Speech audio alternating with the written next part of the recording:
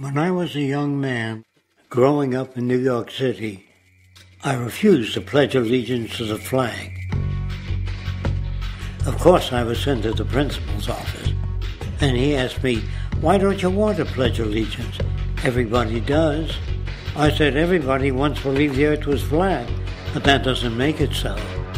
I explained that America owed everything it has to other cultures and other nations, and that I would rather pledge allegiance to the earth and everyone on it. Needless to say, it wasn't long before I left school entirely, and I set up a lab in my bedroom.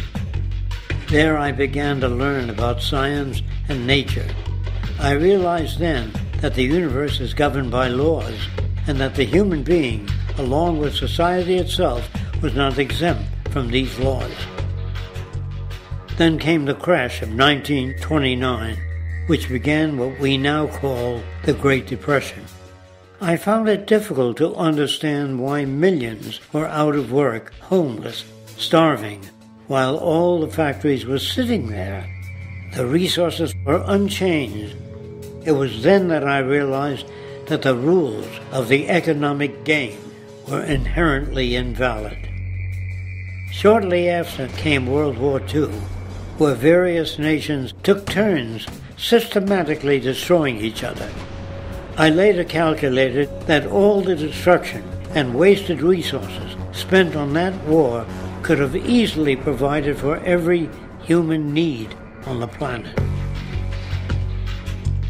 Since that time, I have watched humanity set the stage for its own extinction. I have watched as the precious finite resources are perpetually wasted and destroyed in the name of profit and free markets. I have watched the social values of society be reduced into a base artificiality of materialism and mindless consumption. And I have watched as the monetary powers control the political structure of supposedly free societies. I'm 94 years old now, and I'm afraid my disposition is the same as it was 75 years ago. This shit's got to go.